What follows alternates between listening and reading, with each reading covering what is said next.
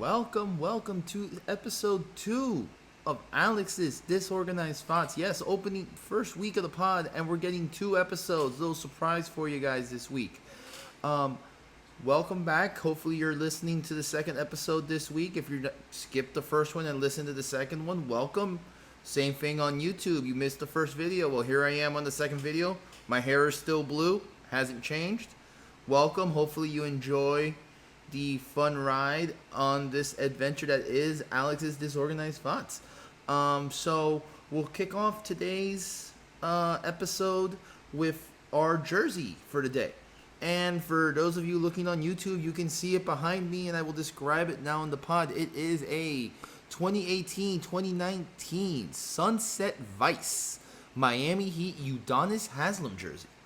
Not many people got the UD jersey. Like he's the OG, man. Like, he's probably my personal favorite Heat player of all time. And I know, I'm not saying the greatest Heat player of all time. I'm saying personal favorite, just because he's from Miami. He went to Miami High. He went to UF. We'll forgive him for that, for leaving Miami and going to UF. I mean, they were a decent basketball school, I guess. And he just came through the mud, as the popular saying says now, and he's still on the team. I know they sent a delegation over to try and convince him to be on the roster for next season. I'm all about it.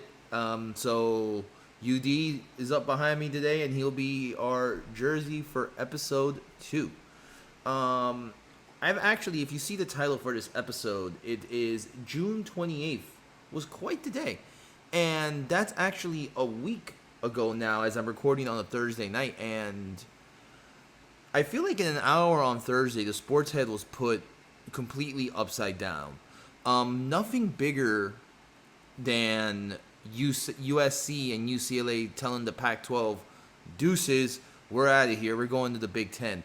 College football is my jam. I love college football a whole lot more than pro football. Don't get me wrong, I love the NFL. I'll watch the NFL every Sunday, Monday, Thursday, and especially during COVID year, like every day of the week. But I'm a college guy. Like, I loved the NCAA football video game. I just grew up on college football. I mean, now it's Marlins Park in Miami, but at the time it was the Orange Bowl, and I went to a bunch of games, $20 no block on the street. People in Miami, you guys know exactly what I'm talking about when I say $20 no block.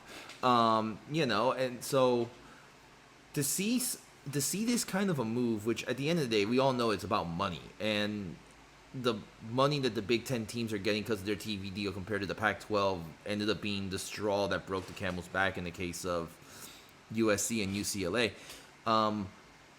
But it's just amazing now that you legitimately have a national conference. Like, I don't care what anybody says about the SEC, ACC. Like, the Big Ten is a national conference. They have they have 2 teams in California, and they have a team in New Jersey. Like, they are literally touching coast to coast. And I know people are like, oh, rivalries. Hey, man, don't tell me you're not going to tune in for USC, Ohio State, USC, Penn State, USC, against all those teams. UCLA, like when Michigan has to go out to the Rose Bowl, or Ohio State has to go out and play at UCLA. It's a smart move. It's a great marketing move. Again, it's all money related at the end of the day, right? Like, it's all comes back to the mighty, mighty dollar. And that, honestly, there's such a trickle-down effect that's going to happen, because, I mean, the Pac-12 lost their media base, essentially. Like as they were negotiating a TV deal, like for USC and UCLA, they kind of just say deuces, and the LA market is no longer part of your marketing of your negotiation. Like, that's killer for the Big 12. For the Pac-12. It might be killer for the Big 12 too, because rumors have been circulating that they are trying to poach some of the big boys, which is my big question with all this. And I know UCF is going, like I said episode 1, I'm a UCF fan. I went to school there. Go Knights, charge on. So I'm very excited they're going to the Big 12. And hopefully they pick up some of these teams. But the team I'm most interested to see what happens, and I think it's it's the next. There's two. Okay. It's not the next biggest domino to fall because I do think that Notre Dame is probably a bigger domino than this team, which we'll get to Notre Dame in a second. But money wise, and as far as when you think of who the alumni is, I'm very, very interested to see as to what the University of Oregon does with their athletics. Do they go to the Big 12? Do they try and become the end all be all in the Pac 12 and try and revamp that league? I can't imagine, as he's known around the Oregon parts, Uncle Phil Knight, is very happy about this happening. Like, this dude, like, essentially is the paycheck for a lot of college football programs, and he cannot be happy. So I'm very curious to see like what he does, as far as Oregon. What are they gonna do? Because I do think they are a huge domino. Because Oregon, say what you want, that yeah, they 150 uniforms, 0 national titles. I love watching Oregon. I've loved watching Oregon. I want to say at least going back to the Joey Harrington years. I can say honestly that Oregon has been on my legitimate radar. Besides the fact that I'm a Nike snob and I love like what they do with their uniforms up there. Like, my favorite Oregon uniform still of all time is the Duck. Like, when they actually went full Duck with the white helmet, the orange face mask to resemble a bill, and they like went full Duck, like fantastic. And honestly, the Oregon Duck is probably one of my favorite college mascots. Like don't get me wrong, I love Nitro. Nitro's my boy, but the Oregon Duck, his Instagram is quality. If you've never seen it, I definitely recommend you follow it because the Duck is great. The Duck is fantastic, but they are. And the thing about Oregon is they're good at multiple sports. Their men's basketball team has a Final Four appearance recently. Their women's team developed Sabrina Ionescu, so they've had some talent come through there. They have obviously football, so they're strong. Their track program is obviously, in my opinion, the best in the country. Let's not forget Nike started as a track. That was their sport. It was running, and Hayward Field and the history of Oregon track. It honestly, it's second to none as far as track and field in this country. Which, as before I forget, and since I mentioned track and field and we're talking football, this actually kind of all merges together. See, the random musings happen again, folks. Robert Griffin III, and I'm making this bold prediction today, July 7th, I believe. Robert Griffin III will be calling the Olympics at some point in his career in track and field. If anybody kind of want to say it was about a month ago, maybe a month and a half, could be less. I don't know. Time is all gone these days. The NCAA championships happened, and he called a lot of the sprinting because he actually, I believe, he won the hurdles as an NCAA. He's an NCAA champion in the hurdles. I know he ran and did hurdles, so he knows what he's talking about, and he was amazing. He really, really was amazing. I ran track in high school, so I do have some knowledge on the sport. But so maybe that's why I appreciated it more. But I mean, everywhere I saw on social media, people were ranting and raving how track and field needs RG3 always in the booth. So I feel very confident in saying that I really believe he has a future outside of football, because he's been a great college football analyst, and he definitely has the talent to be on TV. But I think what he did with track and field, especially during the NCAA championships, I think kind of catapults him into another kind of level where I think we will see him, maybe not so soon, but at some point he will call the Olympics. He will do track and field at the Olympics. Like, there's no doubt in my mind. Like, you can't have that much talent at doing that and not work your way to the biggest thing in that sport, which is the Olympics, So he is amazing. That being said, back to college football, where he actually made his bones and won the Heisman. The biggest domino, though, is, I don't know what the heck that was. The biggest domino is Notre Dame. Notre Dame has a very loosey-goosey relationship with the ACC. Basically, they're ACC members, with the exception of football, because they believe in being an independent, making their own schedule, getting their own TV contract. They're the only school that has their own TV contract with NBC.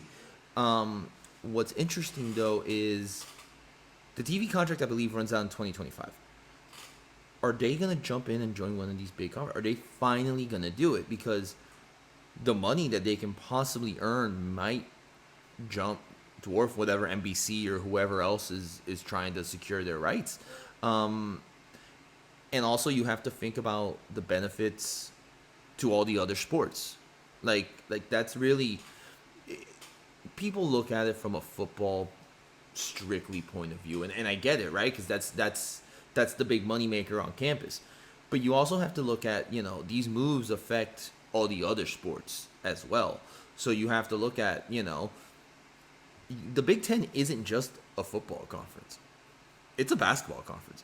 I personally, before I was a huge football fan growing up, like before I liked the Dolphins and stuff like that. But my sport was basketball. And the team that got me hooked into basketball is the Fab Five. 1990 Michigan, Jalen Rose, Juwan Howard, Chris Webber, Ray Jackson, Jimmy King. Those cats, man, I idolize those guys. I still idolize those guys. I wrote a paper in high school on those guys. Used the same paper as a freshman in college. Don't tell anybody. I just told you. But I made some changes, just for the record. But it's the statute of limitations gone. I shouldn't have probably admitted that. But that being said, the Fab Five, Michigan. So I always knew Michigan basketball, and Michigan State developed Magic Johnson, and in recent times, Draymond Green. The Big Ten's a strong basketball conference as well, and so USC and UCLA are going to benefit from that. Just like I feel like, especially lately, we've seen a lot of Big Ten teams make some noise in baseball, especially in regionals and Michigans and stuff like that. USC and UCLA, I believe USC actually has the most college baseball titles in the history of college baseball. So, there's other sports that we can look at and see the benefits of adding USC, UCLA. I know UCLA's gymnastics program is a very good program, and you're going into with schools like Michigan and things like that. So, it's definitely a beneficial move for other sports, but it's interesting to see it happening now in real time, and the best way I've seen it explained is NIL is pretty much the reason, because there's so much money flying around in NIL that now there's just money to be had everywhere, and these schools are trying to do whatever they can to keep up with the Joneses. Everybody saw what happened with Nick Saban and Jimbo Fisher. It's wild out there right now, for lack of a better term. The NCAA doesn't know its own head from its ass. They haven't for a very, very long time. But I do think this may be the end of college football, kind of the traditional college football that we know. Excuse me. Where we'll have, 5, 6, the Power 5 conferences as they were. I think we're quickly moving to an end of maybe 2 super conferences. Basically it becoming like the NFL. I think 2 super conferences with divisions, and then you playoffs within that, and eventually you get to a national title. And I wouldn't be shocked if as it is, the NCAA really doesn't do much for college football. I wouldn't be shocked if they completely break off as far as college football goes and says, no, we're just going to do our own thing. We'll use you for all the other sports, but football, we got it. We're good. Because honestly, all the NCAA does is get in the way. So it'll be very interesting to see what happens going forward. I have heard a rumor that 4 ACC teams, including Clemson and Florida State, were flirting with the SEC. However, the person who reported this runs a site called Swim Swam News, and it's about swimming. So I don't know how much to believe. I'm not saying that his sources are invalid. I don't know if I should really be trusting my college football news to the foremost authority on swimming. I feel like those are 2 separate things there. Excuse me about that, as we have an awkward silence for me to drink water and cough. That being said, so first we get that news, and you know what, it was such a crazy day. I may be going backwards in the news, but I want to say USC UCLA was the first news to come out, and I want to say in a span of 15 minutes, the Woj bomb dropped. Durant had asked for a trade. I know I had mentioned this in episode 1, kind of going over the top. Reason I didn't really go into too much details because I obviously wanted to talk about it today for episode 2. I had it kind of planned. Yeah, man, the Nets. I don't know why I said it like they were the Bears. The Nets were are, I would say, the greatest failure in recent NBA history, if not all time NBA history. Um, you have three, I believe, no, Kyrie didn't make it, I don't think, but you had two top 75 players. Kyrie, I mean, say what you want about Kyrie. On the basketball court, the guy is amazing. Like, he has one of the best layup packages, in the basket packages I've ever seen. So, like, to see that team just blow up the way it's blown up is kind of remarkable and nuts. You know, I mean, I come from Miami where our big three worked. You know what I'm saying? And it's not the guarantee that the big threes are always going to work. It by far no means. But the way this one played out, like, just like getting swept out like that by Boston in the first round, and just everything that all the noise that Kyrie brought to the franchise, and now like KD talking, wanting to trade. It's nuts, especially with KD. He's got 4 years left on his deal, which is like kind of like the crazy part. So like the Nets really can be like, no, we're not trading you. You either come play here or you don't play at all. I don't think they'll do that, and I also think KD loves the ball. Like, he just loves to play. So I think he'll show up and play anyways. He may not be happy about it, but he'll show up to play. The biggest thing though, and I heard this said actually by none other than Mr. Windhorse, is the bar that the Nets are asking for teams to clear is so incredibly high. It's so like I can't even begin to imagine what they're asking for, only because of what Rudy Gobert went for to Minnesota from Utah.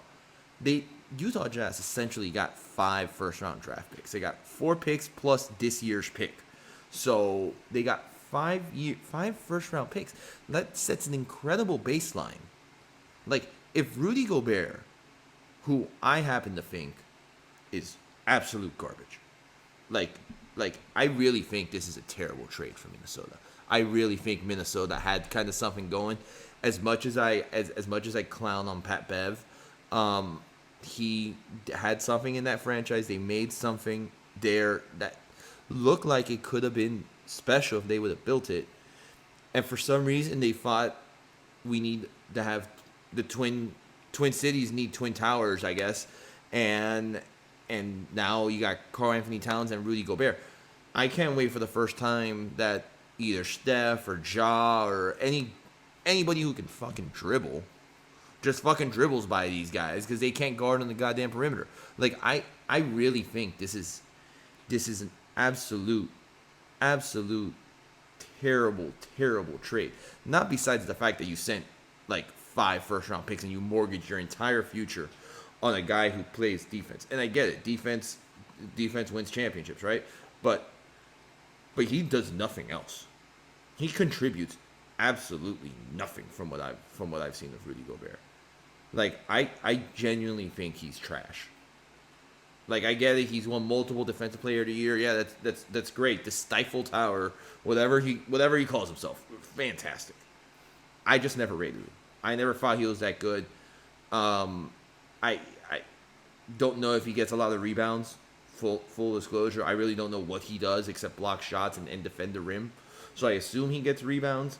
But again, I don't know. Like, is he supposed to be like a modern day Ben Wallace? Like, that's the thing that's running through my head right now. Is he like a modern day Ben Wallace? Because even then, I liked Ben Wallace's game. Like, I respected that. I don't know why I don't respect Rudy. Like, I just don't get it. Like, I don't know if it's Is it because he's French? I don't know. I have no clue. I have no clue. I just never rated his game. And it's nothing against, since I say he's French, it's nothing against like international players. I actually fought Michael Pietrus when he played with the Magic, and I thought he was going to be a stud. I liked him more than anyone. I liked him more than fucking Tony Parker, and Tony Parker's a Hall of Famer. As far as I'm concerned. So like it's nothing against foreign guys, and you got Dirk and stuff like that. It's just I don't see how he was worth 5 first-round picks, which then, of course, leads to Brooklyn going, well, if that guy got 5 first-round picks, he only won Defensive Player of the Year. We got a guy who's 2-time Finals MVP, arguably one of the best offensive players to ever play the game. You're going to have to trade us like 75 first-round picks. Like, that's what I feel like Brooklyn is doing. And as I mentioned in episode 1, his 2 top destinations are Phoenix and Miami. And he obviously wants to go to the true number 1 seed because that's how Durant rolls, apparently. So he really wants to go to Phoenix for all intents and purposes. However, Phoenix only has so much that they can offer. So does any team. Like, I think Brooklyn's going to have to settle to some extent. Like, they're not going to get the full package that they're looking for. But they will get something significant as far as in assets and players. And I just don't. It's crazy to see. It'll be crazy to see Durant. I mean, honestly, selfishly, I want him in Miami, as I stated in episode 1. Like, how can you not want Durant on your team? Like, period. Like, doesn't matter what team you are, you want Kevin Durant. Like that, he is that good. I would be interested to see him go back to Phoenix though, and have to play Golden State 4 times, and the playoffs have to go through Golden State, or Golden State has to go through him again, whichever way he wants to look at it. I'd almost respect him a little bit more for that than if he were to come to Miami. Again though, he's trying to go to another, and like, it's hard for me to defend Durant on this because like I said in episode 1, he left Oklahoma City after blowing 3-1 and went to Golden State, who had just won 73 games. Obviously, like, at that point, they were the super team, and nobody was going to beat them. And they would have beaten Toronto, too, if he was healthy. I fully believe that they would have been a 3-peat there if he doesn't tear his Achilles. Hell, he was on there for 1 quarter, and he was arguably the best player of the entire series in that 1 quarter. So he did that. Then he goes off to Brooklyn, joins up with Kyrie. They trade for James Harden, makes another super team, fails epically for whatever reason you want to say. Injury, Kyrie being Kyrie, whichever one you want to say, it didn't work. And then, so now he wants to be traded because he sees that he sees the writing on the wall that he's not going to really win in Brooklyn. Like, it's not going to happen there.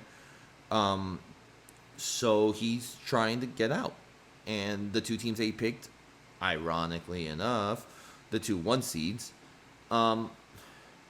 it's a bad look, man. It's hard to defend. It is very, very hard to defend.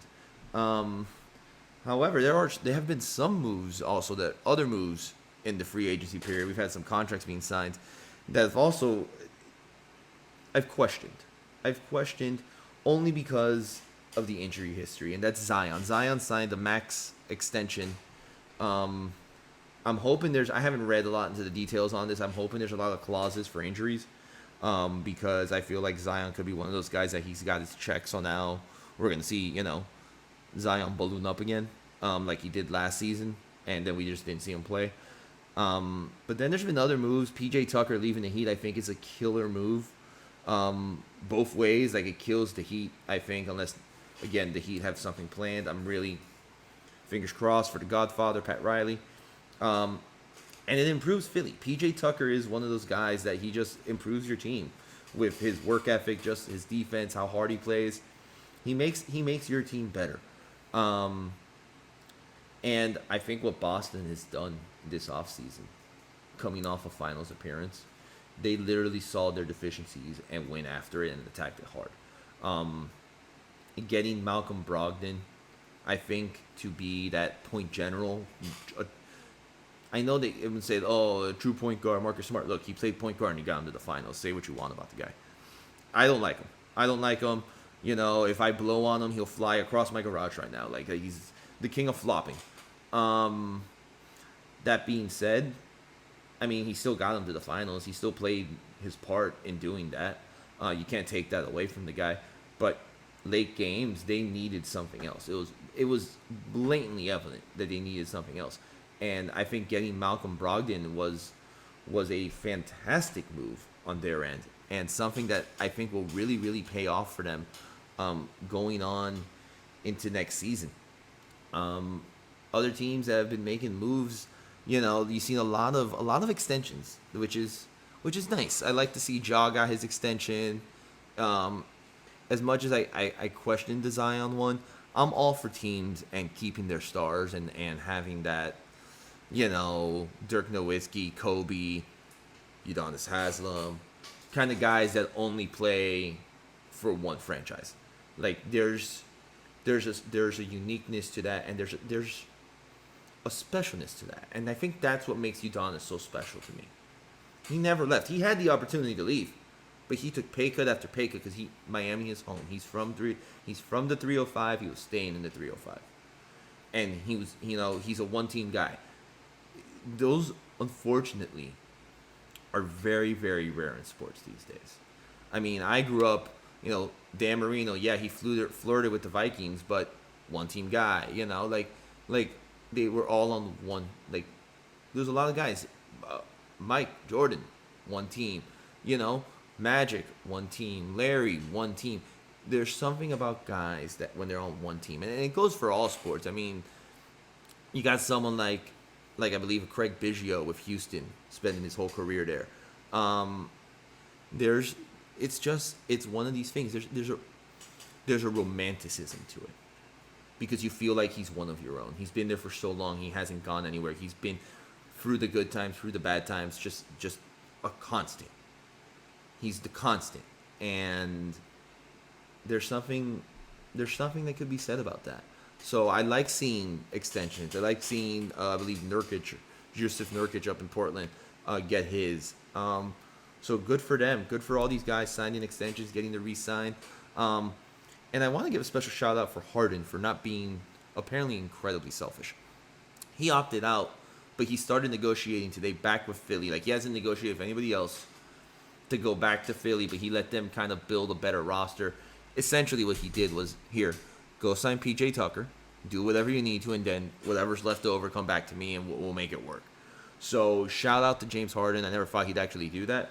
So hopefully he shows up in shape this year, because an in-shape James Harden is good for basketball. It may not be good for my Heat, but it's good for basketball. Like, the more stars, the better. And I truly, truly, truly believe that. And things that I also truly, truly believe.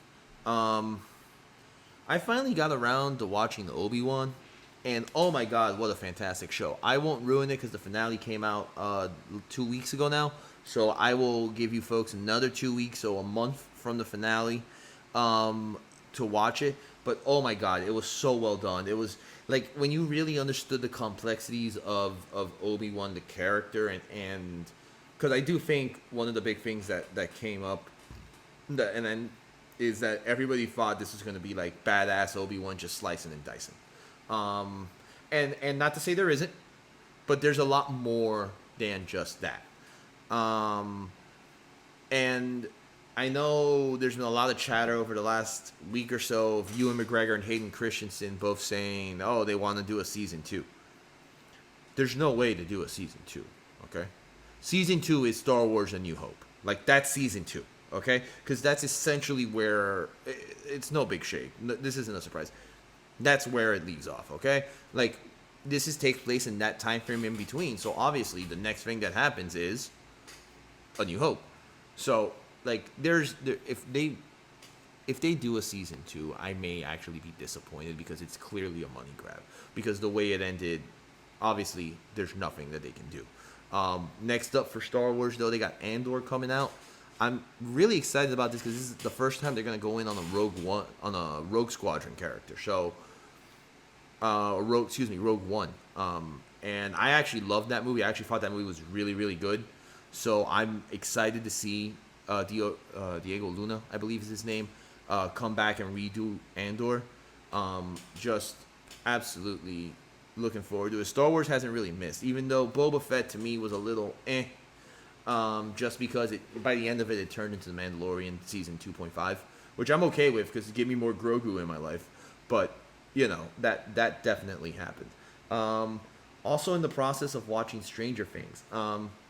So I will say this: I'm on starting episode 7. As soon as La Esposa gets back from her business trip, and the season's been amazing thus far. Like it's been really, really, really, really, really, really good.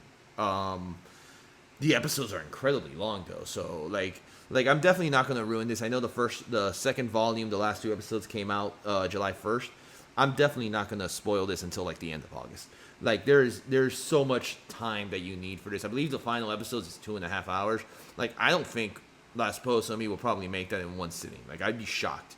Even though probably we'll start watching it, probably can't stop watching it. But it's just one of those things. Like 2.5 hours seems like a really long time for a TV episode. Like all of these episodes are mini movies at this point for this season. But it's been freaking fantastic.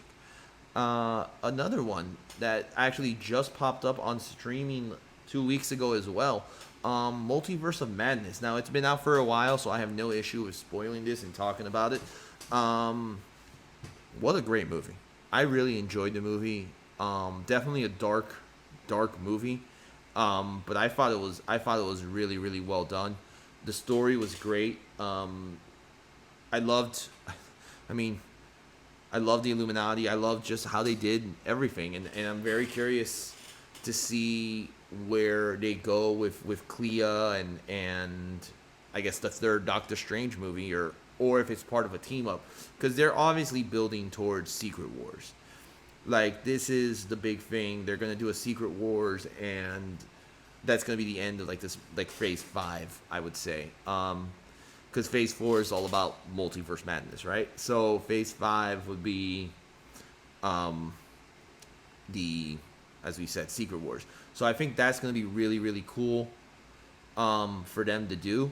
They're definitely setting it up, man. There's so many things going. We got Thor Love and Thunder coming out on Friday, July 8th. That's tomorrow, technically. Also, for the record, it's La Esposa's birthday. So if you're hearing this or watching this, make sure you reach out to her and say happy birthday, Morgan. Leave it in the comments or on Instagram, anywhere. It is her birthday tomorrow. But we're not going to go see Love and Thunder. Like, that's not my birthday gift to her. I will state that right now. But really looking forward to that. I'm a huge Natalie Portman fan. Always have been. Always had kind of like a not unhealthy. I've always had kind of a crush on her. So I'm a big fan. She's coming back, as Mighty Thor. Really looking forward to that. Even though one story that kind of caught my eye today with Thor, I don't know if anybody else saw it. Apparently, Taika Waititi, the director of Thor, and also the player of my personal favorite character, Korg. So he's doing a Star Wars movie next, and I guess Natalie Portman came up to him and asked him. She was unaware, and she goes to him, "Hey, so what's next for you after what you got scheduled?" And Taika very calmly goes, "I'm working on this Star Wars thing," and goes, "Hey, do you want to be in a Star Wars movie?" He had completely forgotten that Natalie Portman is, Padme. She just very calmly said, "I was in my own prequels," and he was like, he genuinely forgot that she had been in the movies, and I actually find that to be absolutely hilarious. However, it's not as funny as I got 2 more stories to kind of wrap up. It's a little bit of a story time to end the randomness that is Disorganized Thoughts. The first story is one that would have fit in fantastically on This and That with Alex and Mondo. And it comes courtesy of the USA Today, so reputable source, as always. And Here is the headline for everybody. Geico, the insurance company, is ordered to pay $5.2 million to a woman who contracted an STD during sex in an insured vehicle. So this took place in Missouri, and the short end of this story is this woman had relations with a gentleman in the backseat of a car, and it's almost like, so I don't know how many people are familiar with drunk driving laws. I worked in a restaurant for a time, so I kind of have a little vague knowledge. So if a restaurant serves you a beer, let's say I give you a beer, you go out, get in an accident, kill someone, and you're found to be drunk, they can actually come back and sue the restaurant, and because I served him the drink that then got him drunk, that then got the accident and killed someone. So this is essentially what happened here. The woman, I don't know if the man didn't disclose he had an STD or what happened, but basically she sued Geico because, hey, you insured this guy. This guy had sex with me in his car that you insured, and I ended up with an STD for it. And somehow she got $5.2 million out of it. Like, how? What? Like, I'm not going to say this is what's wrong with the court system, but, I mean, the shoe fits, right? If the shoe fits. But my favorite story, and this is honestly one of the best things I've ever seen, and it just goes to the power of the internet. So, as many of you are aware, if you're a Marvel fan or if you're a Spider-Man fan, Marvel doesn't own the rights to the character of Spider-Man. Back in the day, they sold the rights to Sony because Marvel didn't have a movie studio as they do now, and Sony still has the rights to Spider-Man. So they've worked out deals to get it. However, in that deal, they also have a lot of the villains for Spider-Man are also included in the deal. So they've decided to decided to start doing like movies based on like the villains, like the Venom movies with Tom Hardy. Like those are actually really, really good movies. I'll give them credit. Those are really, really good. But then they did this fantastic movie called Morbius. And just the premise by itself, like, and when I saw trailers for it, I was like, there's no way that this is going to be a good fucking movie. I was like, there's no rhyme or reason to this at all. There's no way that this is going to be a good movie. Lo and behold, it bombed in the box office, to no one's chagrin. As it bombed, people found out. I believe the person who wrote the movie also wrote the Power Rangers movie that came out. So then it obviously became a meme. So instead of it's Morphin time, they started going, it's Morbin time, for Morbius.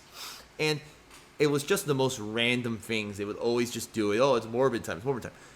It got so big that the executives at Sony were like, oh, Morbius is getting popular on the internet. We need to re-release it in the movie theaters. They re-released it, and I want to say it made $18,000 in the weekend that it was out.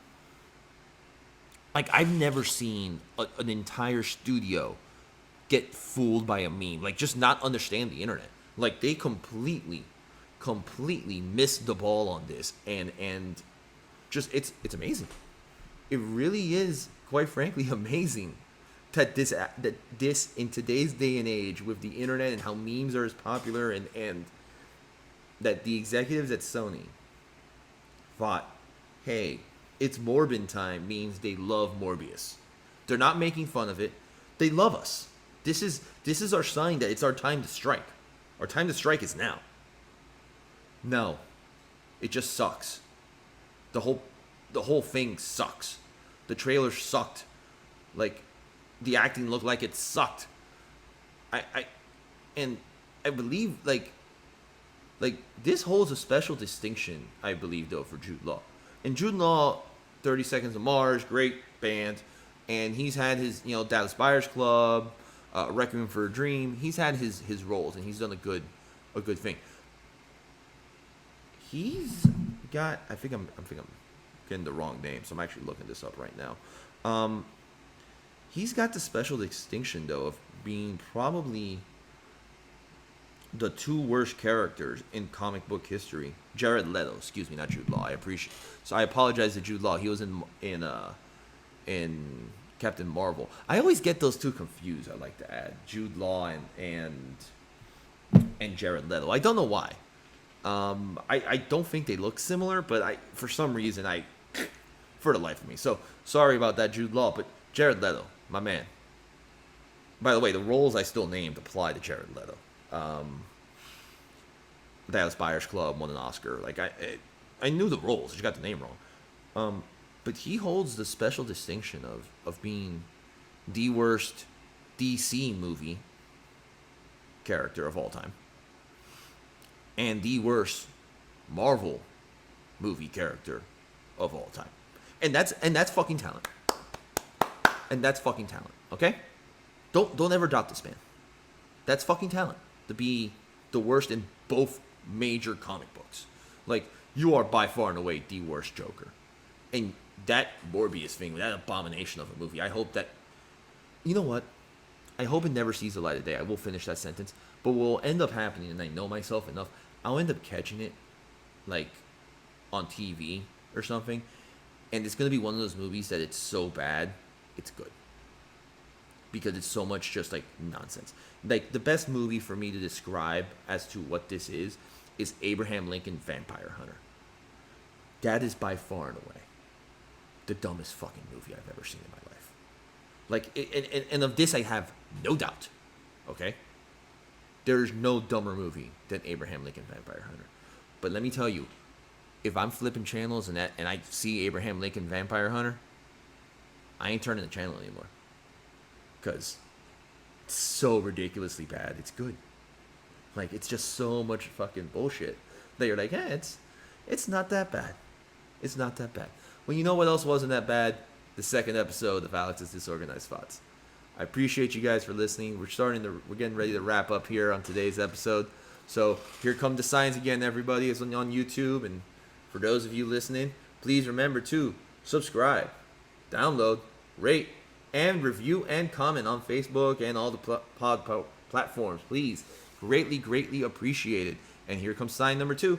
If you want to reach me on YouTube or Instagram, remember it's Alex's Disorganized Thoughts. Just search for that and you'll find me. Or on Facebook and Twitter at Alex Dis Thoughts. Definitely look me up there. I will definitely interact with you and have a good time. If you really disagreed with what I said or agreed with me, feel free to email me as well. I appreciate the emails. I will respond to you in due time. If you want to come on and discuss something with me, I'm open to it. Feel free to email me at alexdisorganizedthoughts@gmail.com. All right, folks. Once again, thank you so much for watching, listening, whatever medium you're following the podcast through. Truly appreciate you. Have a good night. And one last thing.